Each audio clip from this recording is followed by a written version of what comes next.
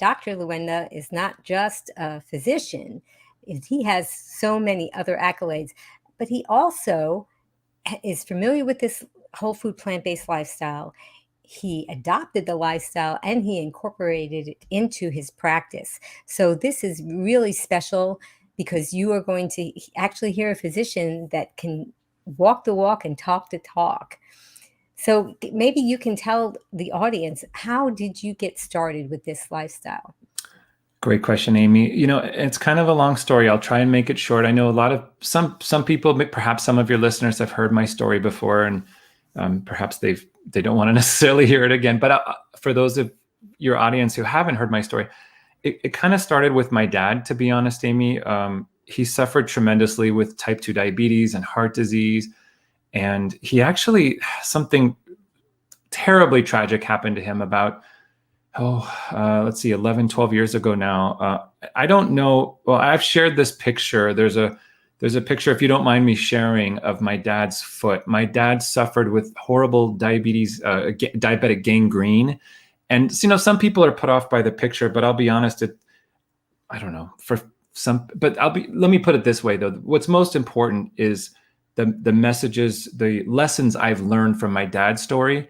And to be honest, I was very afraid that I was following in his footsteps. But I don't know how you feel about me showing graphic pictures. I think we need to see these pictures because I know that I've had family members that were in diabetes denial, and it's important to know. Yes, I totally agree. In fact, one of the lessons I'll just share real quick about my dad's story is that I felt, and this is not just about my dad, but it's also about, I've learned this from patients as well, from my practice, is that we tend to glamorize food, especially processed food, and we tend to minimize illness. And I think that mindset is toxic. It's not positive. It's not, in other words, if anybody can change their diet in a few weeks, Amy, of course, right? But for people to make long-lasting change, it really needs to be a mindset change, right? And I think part of that is looking at illness not only very seriously, but looking at food very seriously, and really to repair that mindset of glamorizing food and minimizing illness. Which I'm not saying my dad minimizes illness, but I really think that he really thought actually that his medications would take care of him. And if you don't mind me just quickly sharing too. This is very important, I think, actually, for everybody listening. Don't get me wrong, medications can definitely help. They definitely serve a role. However, if we don't work on our lifestyle first, there's only so much that the medications can do. And one great example of this, I think everybody can understand and relate to this.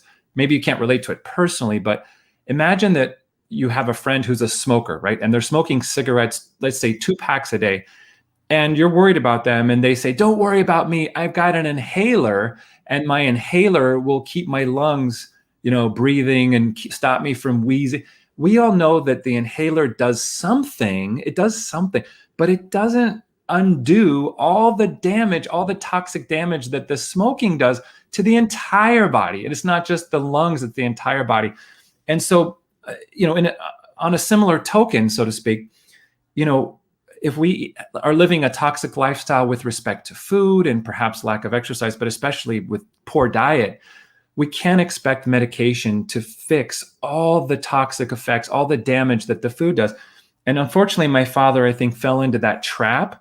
He would oftentimes share with us that, "Oh, don't worry, I can eat these pastries because I can always take more insulin, or I've got my cholesterol medicine," and all that. And of course, it didn't. It helped him only to a small degree. I mean, it did help, don't get me wrong. And again, I'm not trying to tell people to not take any medications, but I hope you all get the point that lifestyle first and medications second. Anyway, without further ado, here's a picture of my dad's foot. Can you see? Oh my goodness. Yeah, it's awful. I warned you. And you can see. Now, this didn't heal. My dad had to undergo an amputation. And at the time this was happening, Amy, he was working, driving, highly functional, even though he had diabetes and heart disease. And of course, this probably goes without saying, but a lot of people with diabetes have neuropathy and what's called peripheral vascular disease.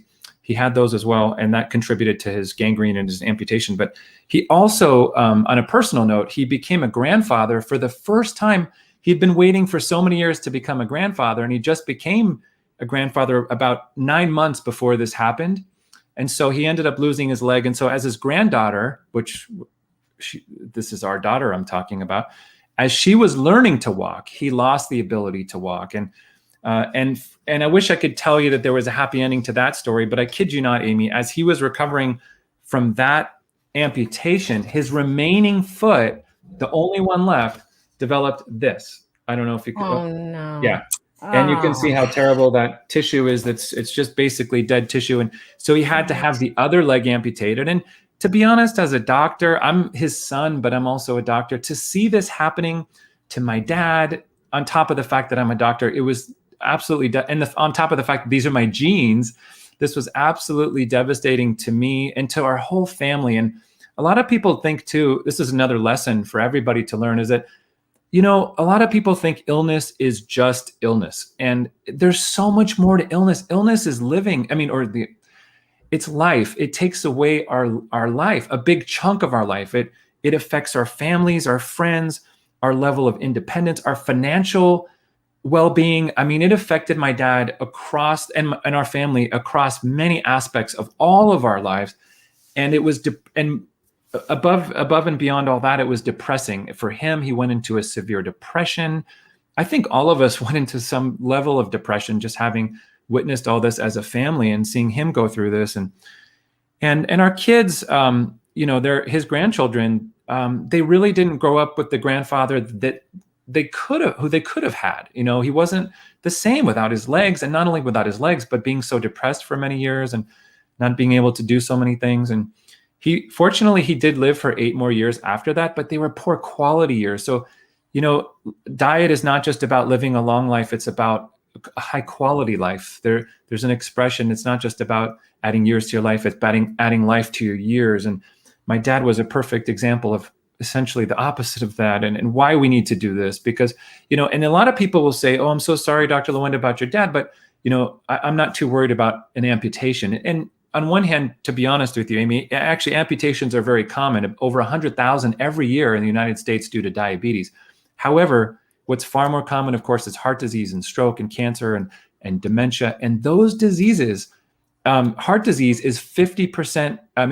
There's a 50% chance that any adult will get heart disease in their lifetime. So, and if I think stroke is 20 or 30%, and Alzheimer's is around 20. In other words, the risks of these are tragedies. All of these diseases really, and they're largely preventable, as you know, through diet and lifestyle. And I didn't know enough, Amy, about this. In medical training, where we have very little to no training in nutrition, and the little that we do have is on typically very rare cases of sort of, vitamin deficiencies, starvation, things that we hardly ever see in real practice. We don't learn how to reverse diabetes, or, how to help people to get off their medication with diabetes or high blood pressure, or heart disease, and things like that. And that's what really matters the most. And we certainly don't learn, when it comes to weight loss, we learn about portion control and moderation and everything in moderation and exercise, when really those strategies don't work over 90% of the time. They might work in the short term, but they don't last, long term. And, we'll talk more about that later. So I was really naive when this was happening with my dad, and I was scared, also depressed and scared for my own health. And I was following in his footsteps, Amy. I was obese. I weighed about 255 pounds, and I'm 6'2". So I have a picture of myself here. I don't know if you can see. Oh my goodness. I wouldn't even know that was you. Yes. Wow. You can tell. Big difference. And anyway, long story short, I learned about this lifestyle, whole food, plant-based lifestyle, through Dr. Furman's book, Eat to Live. My wife, the book was recommended to her, and we ended up sharing it together, and she introduced me to it. And I ended up, one of the things we were chatting about this earlier, you and I, but one of the things I learned that I could not believe. There were so many things I was pinching myself that I was learning. And not only was I pinching myself that these things be even true, but if they are true, how come I wasn't told about these or taught about these things, right? And one of those things that I was pinching myself, or I just couldn't believe, I just had to prove that it was wrong, was that, you can you can lose a lot of weight, not just a little bit, but a lot of weight, not counting or measuring anything, no portion control. You could eat until you're full. And the bonus on top of that, which again, I almost still can't believe it, is that even if you don't exercise, you can lose a lot of weight. In fact, exercise really it's very weak when it comes to weight loss. And so all of these things I could not believe, but when I learned the mechanisms of how all this works, it actually makes, and the science behind it, it makes a lot of sense. And I love teaching it now with my patients, but I didn't know it back then. And so I had sort of I challenged myself on this journey to basically apply what I was learning and the things that I was pinching myself about. I was thinking, well, maybe if it doesn't work, then I'll just prove them wrong. And if it does work, well, then I win. So it's a win-win either way. And so I ended up on this journey, and in the beginning was tough, but I ended up losing 75. It got easier over time, and I ended up, when you transition, a lot of people don't realize your taste buds change. You end up sort of detoxing from your old diet, from all this processed food and the animal foods, but it takes time to adjust, and it takes time to kind of get over these cravings that you might have and the withdrawal. I've never had a drug problem or an alcohol problem or a tobacco problem, but I imagine it's kind of similar. There's a transition period where you are adapting to life without whatever your thing is, and it psychologically, chemically, there's a process that's happening. It's kind of a detox. And so it took me a little bit of time. It was tough in the beginning, but I was rewarded by the fact that it was working. In the first month, as tough as it was to make that transition, I lost 17 pounds in the first month, and I purposely didn't exercise. So I was going, oh my God, it actually is working. And I was not measuring my food. I wasn't counting carbs. I wasn't counting calories. None of that stuff. You're a scientist, you're a medical doctor. Absolutely. So you're all about research and making charts and graphing things. So Absolutely. You weren't doing any of the things that in your mind you probably were thinking, I need to. It was too simple. I couldn't believe it. In hindsight, and again, this is for everybody listening, and this is what I teach with my patients. In hindsight, I always say to myself, of course it works. Of course it makes sense. But, now it does. But it's because these plant foods are rich in fiber and water. And fiber and water, my little joke with my patients is these are your two new best friends, your new BFFs. And the reason being is because foods that are rich in fiber and water are bulky and heavy. So they take up space in your stomach, and they fill you up. But both fiber and water have 0 calories. So you're filling up with these foods that are naturally lower in calories because of all the fiber and water. And so the weight just falls off of you. And then the health benefits come into play, not only because of the fiber and water and the weight loss, but also because of all the phytonutrients, the antioxidants, as you know, and which are unique to plants that animal foods have very, very little of. And if they have any at all, is because the animal ate the plants. But if we want more of, we want a high amount of them, we should go straight to the source. Why eat the animal when you can go straight to the source? And so, exactly. and the thing is too, is of course, not to get off topic here, but of course the animal foods have the cholesterol and the saturated fat. And we can also get way off topic and talk about the microbiome, and the plants are great for the microbiome with all that fiber and everything. So there's so many aspects to this that in hindsight, from a scientific point of view, make a lot of sense. And when I was reading this book, Eat to Live, it made a lot of sense to me at the time. But until I actually applied it, I it's one of those things where you have to see it for yourself sometimes, even though you believe it's true or it makes sense. When you see it for yourself. As a doctor and a scientist, you have to. That's what you always have done. Is you have to see the studies. You have to verify before you can just trust that it's true. Absolutely. Trust and verify. Yeah, and I had pre-diabetes. I had my blood pressure wasn't particularly high, but it dropped 20 points. My pre-diabetes went away. I had fatty liver. I had acid reflux on a daily basis. I was getting heartburn and popping Tums every day. All of these problems went away. I have more energy. I feel fantastic. And, and I feel too, a lot of times I think well, first of all, I was one of those people who had yo-yoed up and down, those yo-yo diets where you lose a lot of weight and then you put it back on, you lose a lot of weight, you put it back, and then you end up feeling depressed and you blame yourself. You feel like, well, I must be a failure because I can't succeed long term. When in hindsight, I realized I wasn't the problem. It was the strategy. It was the information that I was given, the tools I was given. Because, when the information is portion control and moderation, first of all, you don't moderate highly addictive processed foods that are toxic. And there's just, I'm not the kind of person who can have 1 or 2 potato chips, 1 or 2 cookies. I can't do that. And so when you learn a new way without moderation, but really just, abstaining from the toxic stuff and just filling up your plate and your days with all this beautiful, delicious, and there's so much variety in all these, diversity of whole plant foods.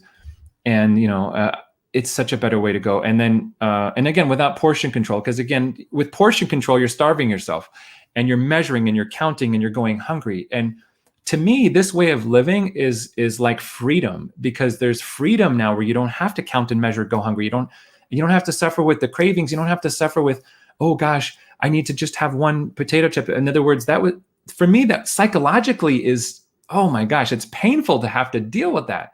So now I feel like I'm free from that, but I feel like I'm free from not the burden, but I felt like there was a monkey on my shoulders with my dad's genes. And it's not just my dad, there's other family members. And I felt like I was kind of doomed or destined by those genes. And, now I've learned there's an expression that, genetics loads the gun and lifestyle pulls the trigger.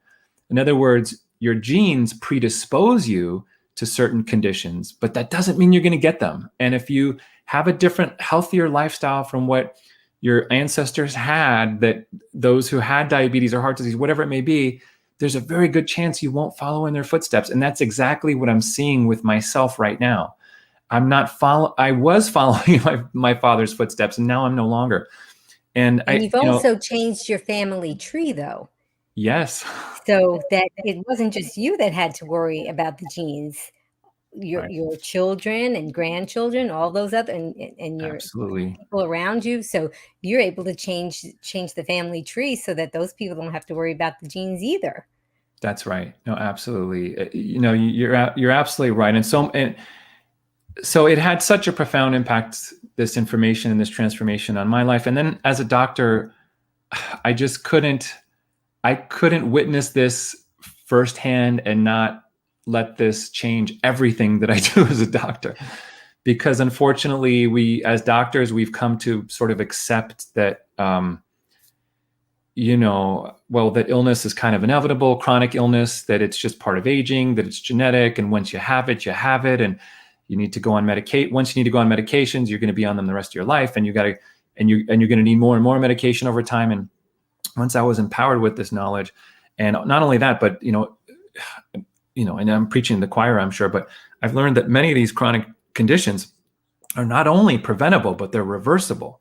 I've actually seen now, in hindsight, I can share with you confidently that I've seen many patients get rid of their diabetes completely, not only get off the medication, but no longer actually have blood work that shows diabetes anymore.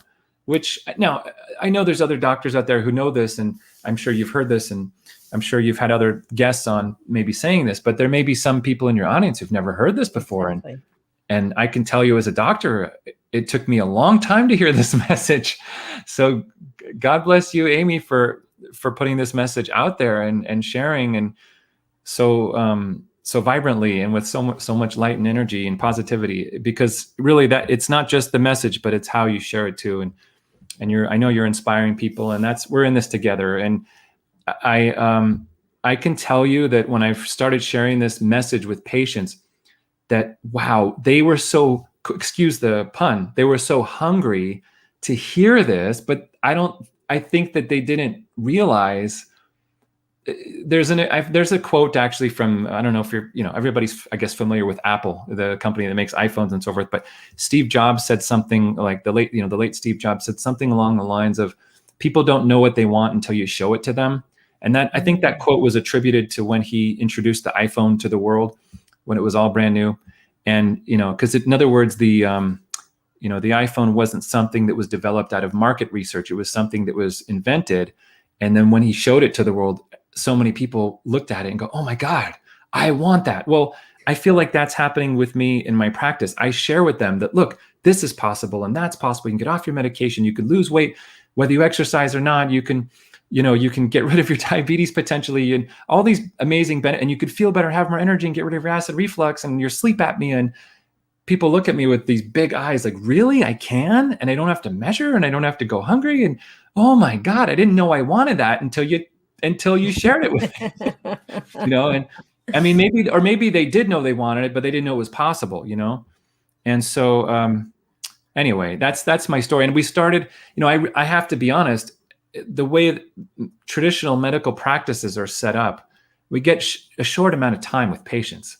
And it's very unfortunate because for medications, for me to prescribe medications, I don't need 30 minutes to prescribe a medication. I could prescribe a medication in 5-10 minutes. Here's a medication. Here are the side effects. Here's what you need to know. Have a great day, and your numbers are going to get better. And that doesn't take long. But yeah, my dad had a doctor, and he called him the butterfly because he'd come in the exam room, and then he'd be gone. Right. That's not a way to. Yeah, unfortunately, no, it's not. It's not healthy. It's not healthy at all for patients or for our society. And so, what I realized is that was going to be the traditional model of practice was going to be a challenge for me to take this message to my patients, and not only take this to them, to share it with them, but to really give them what they need, the tools and the support. So a nurse practitioner and I created a program together. I inspired her she saw that I was, making my transformation, and she was very curious, and she was inspired. And so she started making her own transformation, and we decided that we would start a program together. And we were very fortunate to have the support of our medical center, which, by the way, we got the support of the medical center because one of the assistant medical directors also was inspired by my story and by her. I mean, there was kind of ripple effects across our medical center where a lot of not only patients, but some of our colleagues were inspired. And so thank goodness we got the support that we needed, because otherwise I don't know that I'd be, on this interview today. I don't think I would have been as, I don't know. I'd probably be depressed because the way the practice model is set up, it's just not really conducive. And so anyway, long story short, we created a program where we teach class. We have up to 2 hours. We can teach classes for, and we can have a large number of people. And, I was spending, I didn't have an hour, but I was trying to spend an hour with each patient, but one patient at a time. And now I can spend 2 hours or an hour. We have different sessions for different things, but different topics and so forth. But my point being is now I can have up to 100 people. Now, right now during the pandemic, it's virtual, but before the pandemic, we had essentially a large conference room where we literally had up to 100 people learning about whole food, plant-based nutrition and all the benefits. And then so they would come to this introduction class and get introduced to it. And then we had weekly meetings. We still have this, again, it's virtual, but weekly meetings for more education and support. We had cooking classes and we had the nurse practitioner, her name's Maureen. She's amazing. My partner in crime, I call her. And she would follow up with the patients and ask them, not only coach them, but help them get off their medications. In other words, follow their sugar levels and their blood pressures. And so we were this amazing team. And then we had dietitians join us and we expanded the program. And so we're much bigger now. And the pandemic has kind of changed things. And it's obviously a stressful time for so many of us, but things are not quite the same as they used to be. But as far as being in person and everything, we don't have we used to have in-person cooking classes where people would taste the food and learn how to cook it. And so we miss all that, but nonetheless, it's been an absolutely tremendously rewarding experience. And it has not only rejuvenated my joy of medicine, but it's just rejuvenated my level of optimism and hope for society and for the medical profession in general, because as you know, Amy, I mean, the trends aren't looking good. I mean, the society is becoming more and more obese, more and more diabetes. Everything is going in the wrong direction. And the medical profession is struggling with not enough doctors. And, I'm not against pharmaceuticals, but there's more and more drugs being developed all the time. I mean, I can't even keep up with all these new drugs, but the drugs aren't what we need right now. I mean, don't get me wrong. I'm not saying we should get rid of them or we should stop developing new ones. but we have enough. We need to focus on lifestyle, and it's really sad that there's not enough. But you know what? There's more and more doctors like myself, and more coaches like you, and dietitians who are getting this message and who are taking it to the people and sharing it and support and providing support. And I know you're doing that. And so things are looking up, thank God. And again, I'm so honored to be with you and to be sharing this with you, and to meet you too. I'm so excited for what you're doing, and the more of us out there, the better, right? Oh, yeah, absolutely. You have quite a story to share, and I'm so glad that you were able to share the photographs with us. I mean, they were graphic and they were hard to watch, but a lot of the things that people have to suffer with because they have poor lifestyles are not easy. And it's not, and knowing that once you know, you can't unknow. That's my Yeah. feeling. And so you just really want to get the word out, and knowing that some of these things could be prevented. And you're right about the way that the Americans and other populations, they're just getting heavier and heavier. I just spoke with someone today who has a son, and she was concerned because he's growing very, I mean, he's probably in the hundredth percentile, but he's starting to lose weight as he's growing. And she showed me a picture of him, and I don't have a distorted view anymore about what normal looks like. He was slim, but you didn't see his rib cage, you know. Yeah. So to me, if you don't see the rib cage, then maybe if you see a little ribs, it might be okay. But I didn't even see the rib cage, you know. So I said, well, I'm not a medical doctor, and I'm sure that your doctor probably would have said if he was concerned, you know. And she was just really, really concerned that he was too skinny. And Mm. I said our view of what is normal has just, Right. it's been distorted, and it's just so unfortunate that. And now you go into the stores, and they make chairs, lawn chairs that are bigger, you know. And if somebody, 30 years ago, two people could fit in that one chair. And even when I go into like a medical doctor's waiting room, they Mm. have these chairs that they look like love seats, but I think they're meant, in case. I don't think it's meant for two patients to sit together and wait. I think it's meant for one. Absolutely. And it's so sad that this is happening, and especially because it's not, we see these disturbing trends where as a society we're becoming more obese, there's more diabetes, more everything really related to that. But it's not because we've become weaker, or our willpower has dropped, or that our genetics have gotten weaker over time, or we've got all these genetic defects all of a sudden. It's really it's the message, it's the information, but it's also a lot of it is industry, unfortunately. We didn't become smoke. There was a time where about half of the country smoked cigarettes. It's not because there's something wrong with the United States. It was the fact that it was the cool thing to do.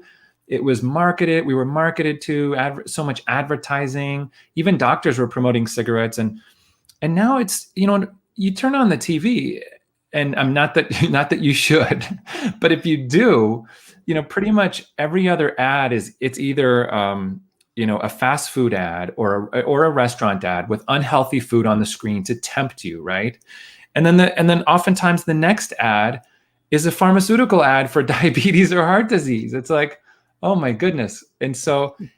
And the more we see these ads, the more we start to accept that this is how society is. This is how we eat. These are the pills that we take. This is all normal. And socially, I mean, whether it's, we could look at the schools when it comes to what the children are fed in schools, and everywhere, even in hospitals, the food in hospitals. As a doctor, I mean, I have to, I don't know, I go crazy sometimes seeing what they serve to us. I'm not saying that where I work is necessarily, it's really universal. It's everywhere from my training, pizza, donuts, bagels, cream cheese, all kinds of treats.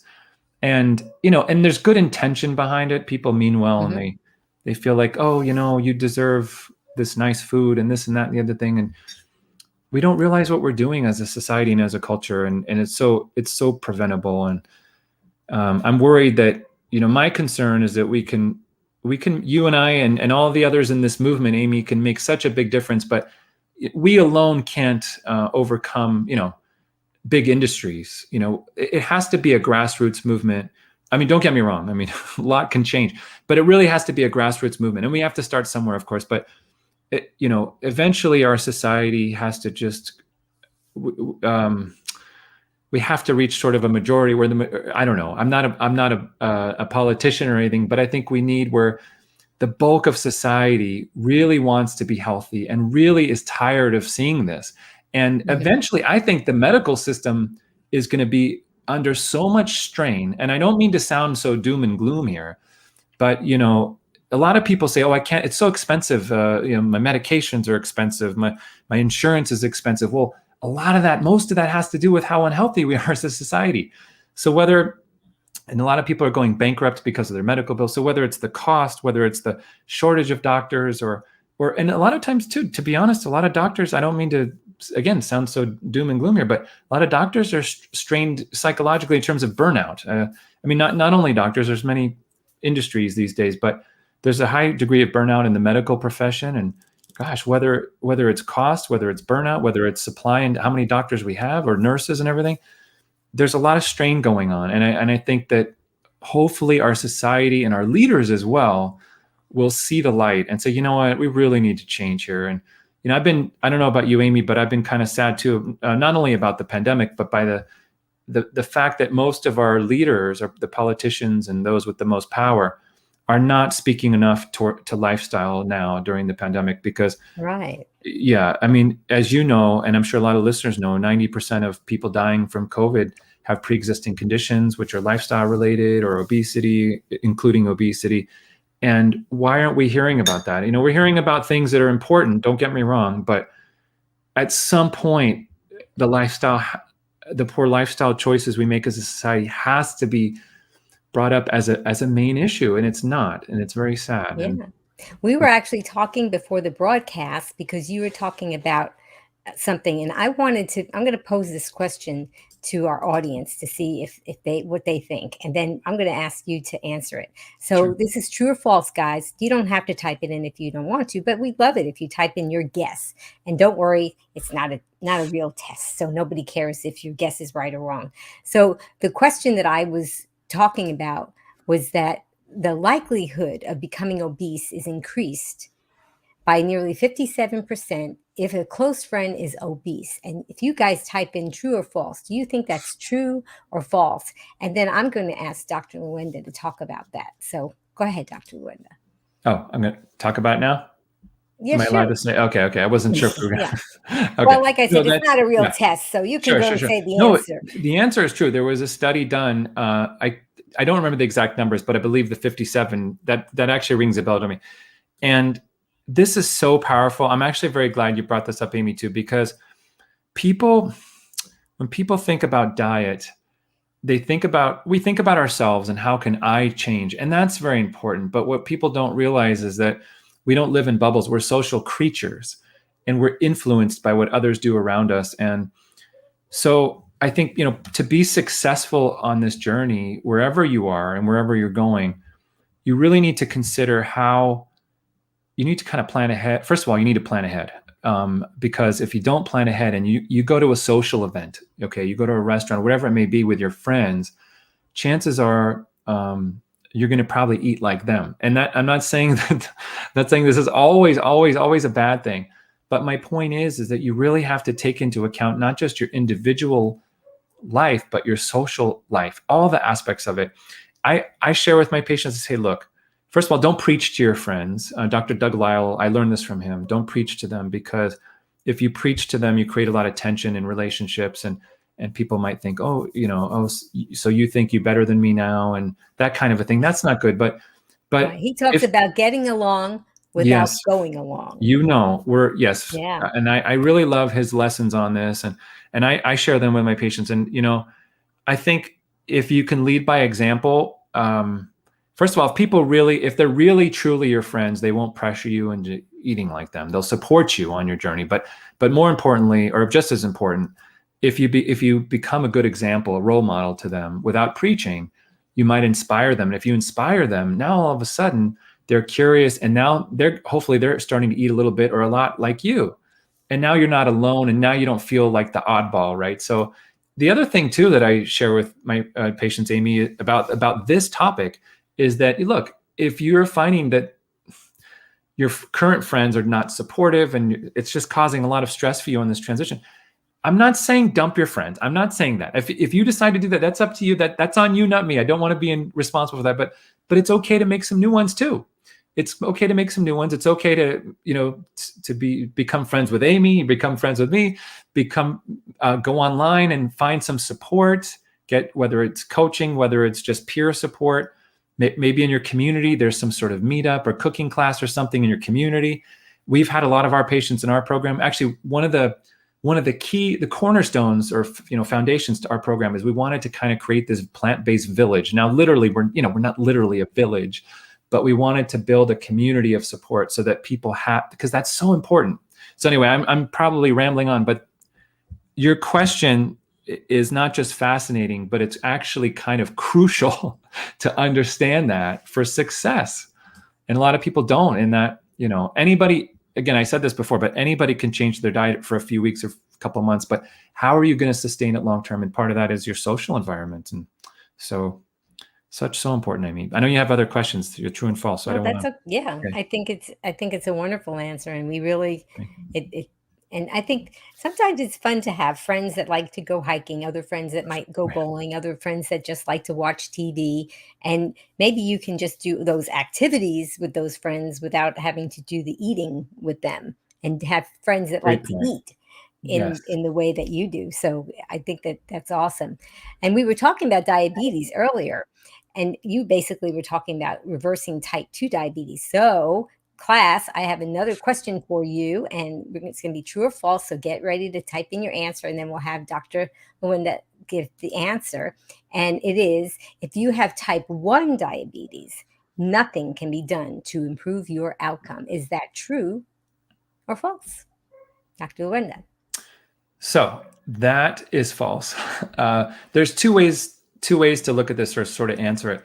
One is that even though type 1 and type 2 are different, and for those of you who are not familiar, type 1 is where the pancreas is not producing insulin. So you essentially have zero insulin, which is crucial to controlling your sugar levels. But and type 2 is where your body's making insulin, but it's resistant to the insulin. So it's there. It's like the insulin's like a key that opens the door to let the sugar in.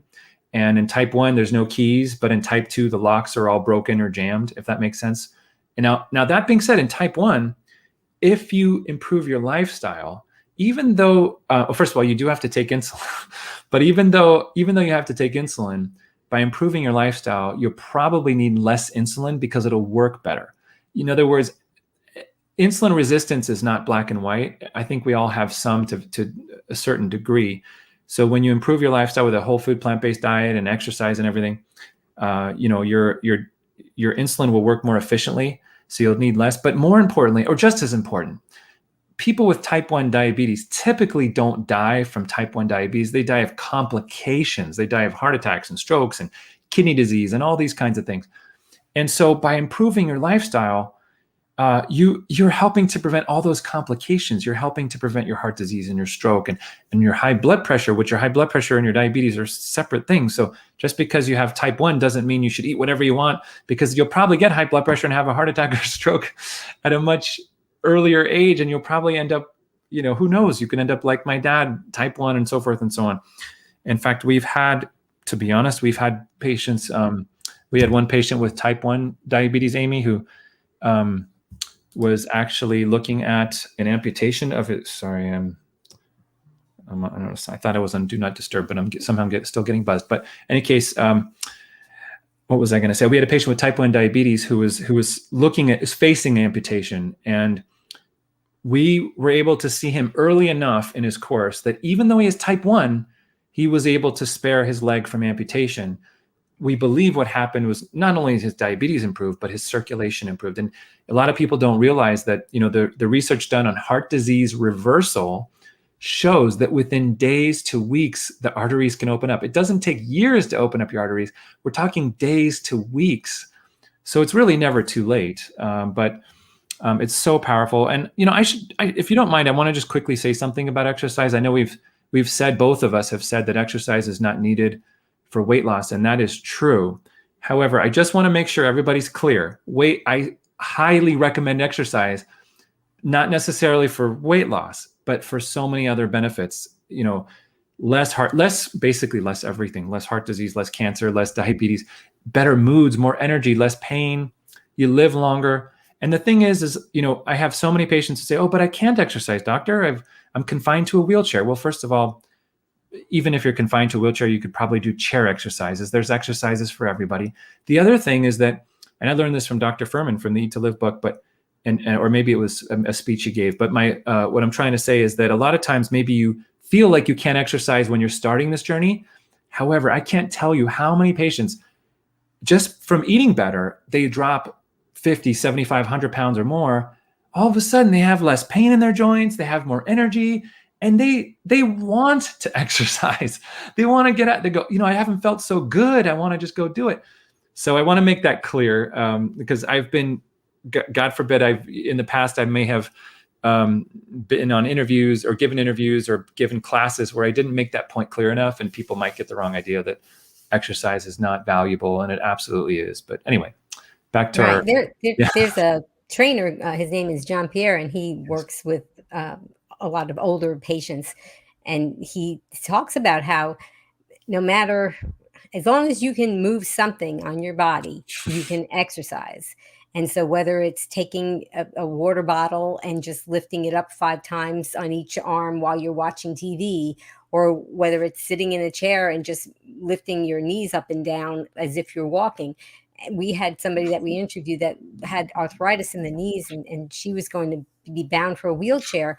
And as she was trying to lose the weight with this lifestyle, she really couldn't move very much. So she bought a video about walking, and she would be in her living room and stand up and look at this video. And it was a video about walking in place. And so she would just do this in place until her knees couldn't take it. And every day she just kept doing it. And now she's climbing mountains. So instead of being in a wheelchair. Yes. So it is, you're right. It is so important. Yeah. So we have some questions from our audience. I wanted to give people a chance, and you still have time. If you want to post a question in the comments, go right ahead. But we do have some questions that some people had emailed in earlier. And so let's just see what our first question is. So Jamie T, my retired hubby doesn't want to join me in adopting this lifestyle. Oh, I'm working and he cooks. I really want to be healthy and lose weight. What can I do? Gosh, this is a tough one, and it's kind of common, actually. And if I read that correctly, so it's Jamie, right? She's Jamie? working. So she's working. Yeah, Jamie, her husband cooks. He's the one that's cooking. Yeah. Yeah. Well, gosh, I feel like we could probably spend a whole hour or more, because this question, it's so important, and there's so many nuances to it. I'll try and make it. I mean, I want to do the best I can answering it, but just to make time for other questions too. But on one hand, 2 things really. One is that even though it may seem like your husband is not interested right now, you never know. Spouses might be willing to make some compromises. The other thing is that never give up. In other words, I know of couples where the couples were eating differently for a couple of years, actually, where one was plant-based, the other one wasn't. And then over time, eventually the other one came on board. And there's gentle ways of, trying to get them to make some changes. And again, sometimes it's a matter of negotiating. Can we give up this or give up that? Or can you eat this outside of the house? I just can't see it. It's calls my name and I can't stop eating. The other thing that I try and share with patients is, maybe put it this way. Like, let me give you an example of a meal. Let's say we're going to have a taco salad. Okay. But husband wants it with meat. Okay. Well, maybe the point being is that maybe you can make something where the core of it is plant-based, but with 1 or 2 modifications, the other spouse is happy, like the meat or the cheese or whatever it may be. So that's kind of a way where both can be happy, where it's not too much extra work for the cook. It depends again on whether the cook. Now, I've had some families where they they implemented a strategy like that. And then over time, the one spouse realized, you know what? I like the salad. I don't always need the meat. Maybe I can start to cut back and make the meat smaller or not have it as often. And so those are some strategies that might help. The other thing is you might have to, was it Julie or Jamie? I'm sorry. Was it Jay, right?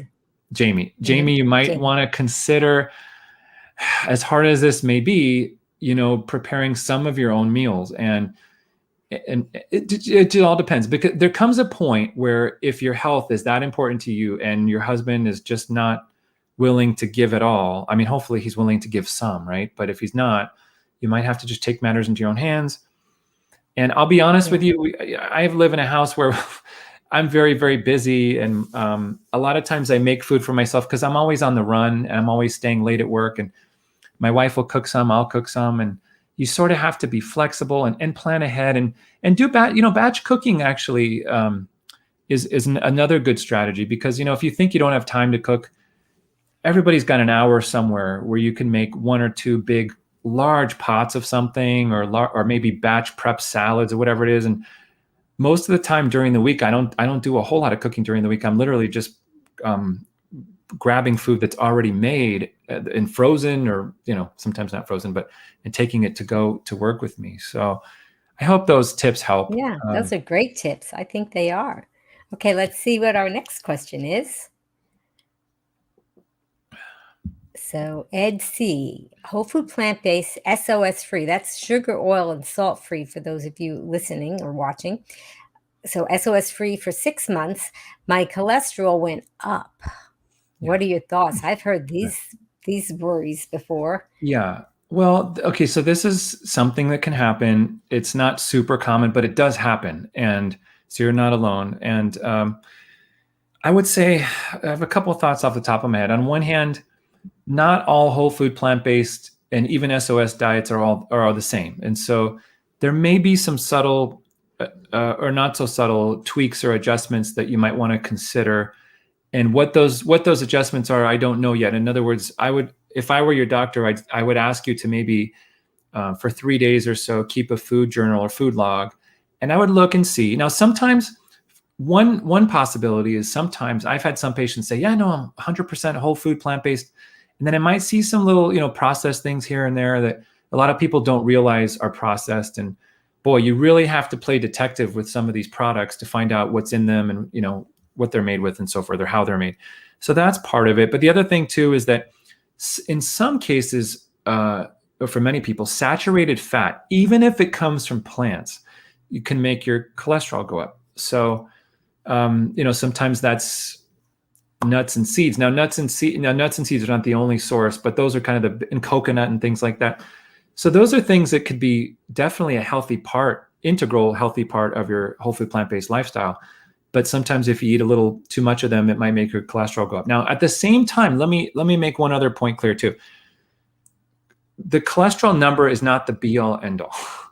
It doesn't mean that you're going to have heart disease. It is true that the lower the better. We know that. But not everybody whose cholesterol goes up is going to run into serious danger. So there are other blood tests, there are other markers, there's coronary or CAT scans of the heart that can be done to look for a risk of heart disease. There's a lot of things that can be done to assess the person's overall risk.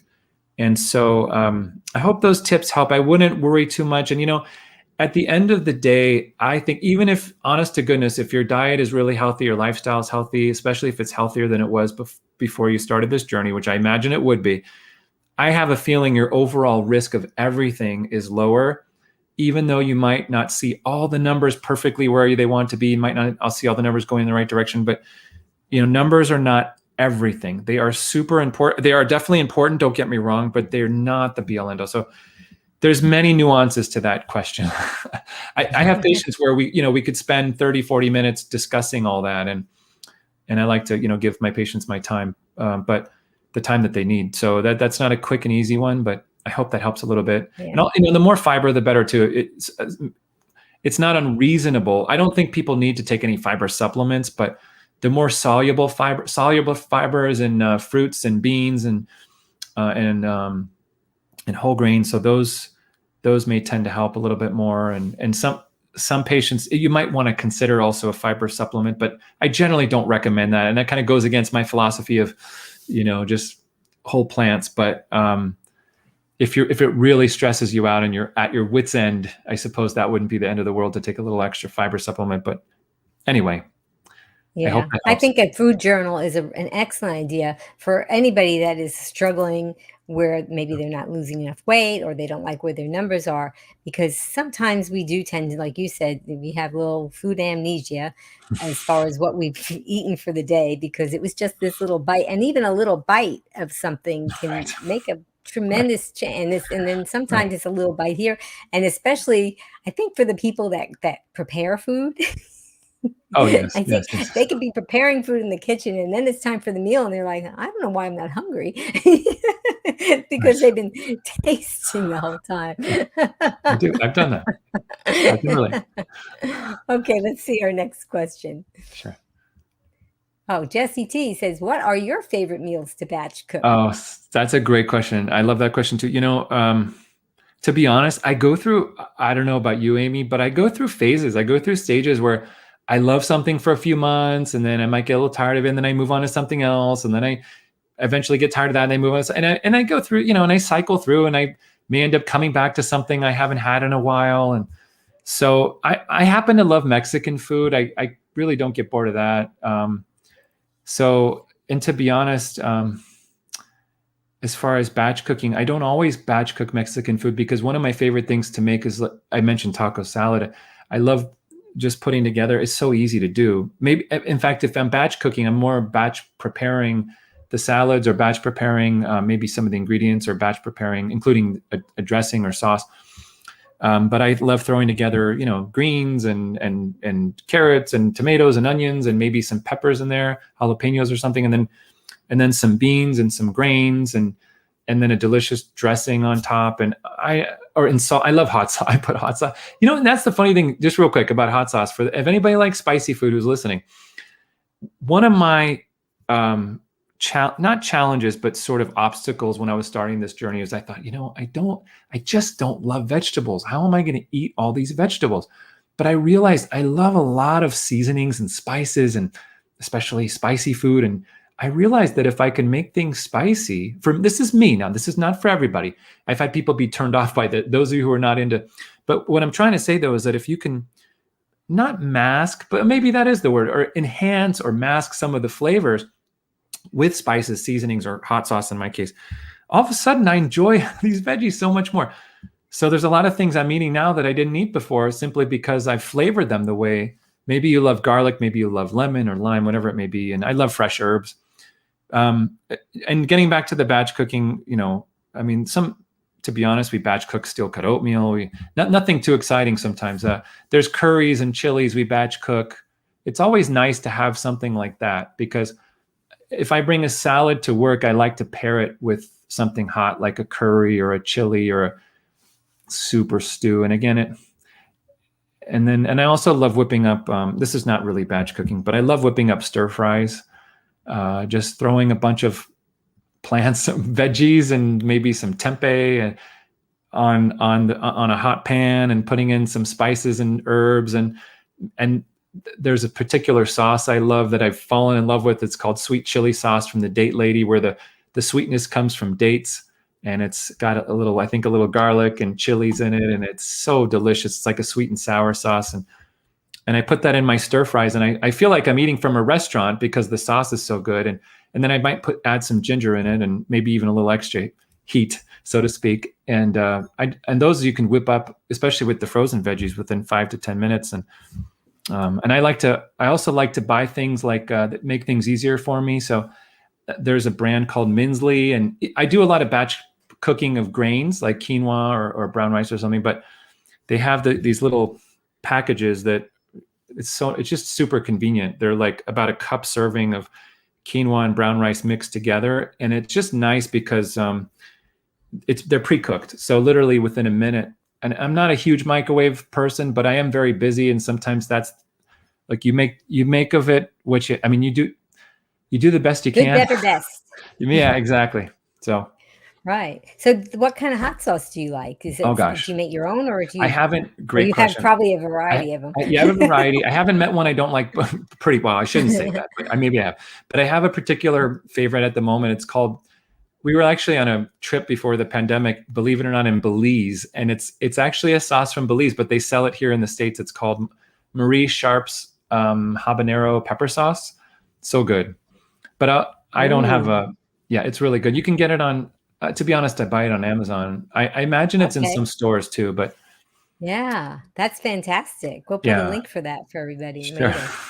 Oh, well, the secret is in the sauce. It really Yes. is. And Yeah, that's all you have to do is just because all the Jesse T said sounds delicious. Thanks for the inspiration. my pleasure.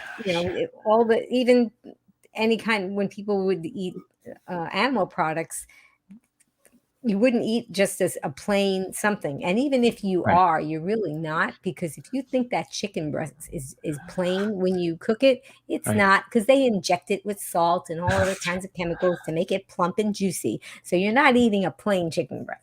But That's anyway, yeah. yeah, the And you secret know, is when definitely I in the sauce.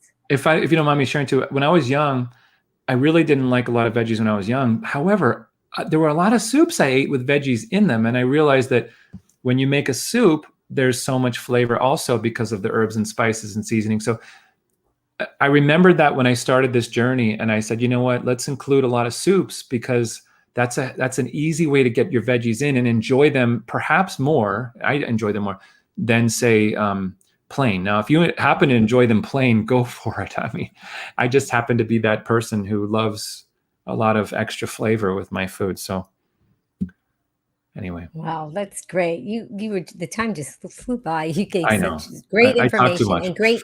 No, you don't. That's what we want. We want somebody that talks, not somebody that just kind of stares and says yes. Oh, you did want to Right. talk to me. We're going. Yeah, I'm kidding. I did want to talk to Oh, you, okay. and I I'm enjoyed it being so silly. much. And I wanted to tell everybody, if you wanted to follow Dr. Lawenda, he has an Instagram, and so if you ever do Instagram, it's at Steve at Dr. Steve Lawenda. So that he has some really great posts there. And I do want to thank you, Dr. Lawenda, for joining us, for giving us your inspiration, your stories, your reality checks, and just most of all the information. And we all know that this is something that we can do. We just have to get going. Do you want to tell everybody, if you had some words of inspiration to people as we're signing off, Sure. what would you like to tell them? Sure. A couple things actually. One is if you're somebody who feels like this is too much change to make and maybe you'll just start small. Don't get me wrong, that's absolutely fine. However, something to keep in mind that I didn't realize, and I realize now, so I want to share it, and I think it can help a lot of people. Small changes sound easier in the beginning. However, in many cases, they don't work over the long run because what I see happen is this, is that when people make small changes, that means, for example, it's kind of like dipping your toes in a cold pool of water. In other words, you want to go swimming and the pool's too cold, so you want to dip your toes in first. Eventually, you might get used to the temperature of the water, but in some cases, you feel like, oh, this is so cold, I just can't do it. You guys enjoy, and that happens a lot with lifestyle. Is that if you only dip your toes in, that means that the rest of your body or the rest of your life, you're eating these highly processed foods, these animal foods, and it might be really hard. Dr. Lyle has the book The Pleasure Trap, but it might be really hard. These foods are addictive. It might be very hard to succeed long term if you're half or more of your diet or lifestyle is still stuck in that highly processed animal food environment, if you know what I mean. And the other thing too is if you make small changes, we're motivated by success, right? And if we're making sacrifices and compromises, we want to see that it's working. And so if you make small changes, a lot of times you don't see the results, or you don't see the results that inspire you. So you're less motivated to continue. And I've seen that happen time and time again. People say, why am I bothering? I've only lost 2 pounds. My sugars have barely dropped, or whatever it may be. So the other thing too is that even though big changes sound harder, those people who dive into a cold swimming pool, they might go, it's freezing.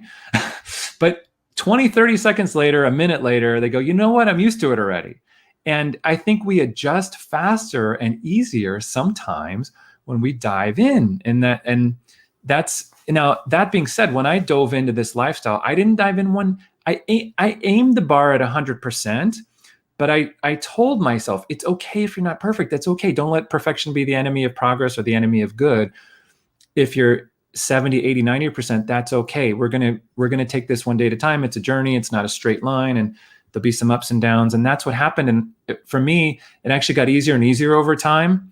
And I was encouraged by the results I was seeing. And eventually I became 100%. I'm not saying I'm perfect every single day, but my point being is that if I had let that, knowing what I know now, I mean, it would have been a lot easier, of course, if present me could talk to, past me. But my point being is that a lot of times people need to hear this message before they start, because they have it in their mind that it's going to be a lot easier if I start small. And again, there are people who've succeeded, but in many cases, it's not always the best way to go. And the other thing is and your taste buds do change, as I mentioned earlier. So you got to give it time, and it's not always going to be 1 or 2 days. That, it takes a few weeks, as I mentioned. So I like this quote I want to leave you with. I don't know if you can see it. I'll read it. Can you guys? I'm okay. Eat more plants. Right there. Yeah, okay. Eat more plants and you'll need smaller pants. You'll have less ills and you'll need less pills. It's a cute little jingle. And I don't know. Sometimes people like those little jingles or messages or whatever to keep them going and have a little fun with it. And, speaking of fun, I'll end with this too. Don't see this as this journey or whatever it is, this transition as yes, it can be hard and it is worth it, but don't see it as something, how do I try to say, where something depriving for you, or a lifestyle of deprivation, or something you're going to have to struggle forever and be miserable. This is something you should hopefully embrace, because first of all, you're not really depriving yourself. The variety of foods that you can be eating can be far greater. I eat more variety now than I've ever eaten in my life. And the things that sometimes you got to let go of things that weren't serving you as well. You may love the food, but does it love you back? And if anything, you're gaining, you may think about what you're losing or getting rid of, but you're gaining your health back, your life back. You're losing pounds, but that's a good thing to lose. You're losing your diabetes, you're losing your heart disease, or whatever it may be. You're losing the pills that you used to take. So embrace it, enjoy the kitchen, enjoy cooking, and make some friends, and watch Amy's interviews and podcasts and learn more. Enjoy all of it. It's fun, and it's so, oh my gosh, it's the best experience. I think you'll be so great. Your future self will thank you. Isn't that true, Amy? Oh, yes. That's what I love. Your future self, because that's what we keep saying. If only my future self could have talked to my past self. Yes. And your future self will thank you for it. And I thank you for it. Thank you for this positive, uplifting message. I think that there may be people that are watching and listening today that are saying, today's the day. I'm going to take what Dr. Lawenda said, and I'm going to make it really happen. So thank you, Dr. Lawenda. I want to tell everybody to stay tuned for a special announcement, but I did want to thank someone that has been wonderful in the background, putting up the comments. That's Rebecca from PKA Solves, and she's been Hi, Rebecca. She's been engineering the show and being so helpful. Also wanted to thank Jess from Jess Tastebuds. She did the countdown, she did the promos, and she's making it look so great for all of you to appreciate. But most of all, I want to thank all of you. You're the reason that I'm here, and you're the reason that Dr. Lawenda is here. We want you to spread the word about this lifestyle. Those of you that have adopted it, you know that it's helping you. You want to help others also benefit from it. So like this broadcast, share it. You can subscribe to my YouTube, or anybody that's doing a broadcast like this. Show your vote of support by liking and sharing it. And we're going to spread this word to the universe so that we can have more and more people adopting this lifestyle and being healthy. And now I'm going to be signing off with Dr. Lawenda in a minute, but I wanted to I have two things that I want to tell you. First of all, I have one special announcement about me, and it's really exciting because I have been invited by Dr. Colin Zhu to be on his show, and that's going to be tonight at 8 p.m. Eastern and 5 p.m. Pacific. I'm going to be doing 2 recipe demos, and I have these recipe demos that I like to do that are called, Hey, I can make that.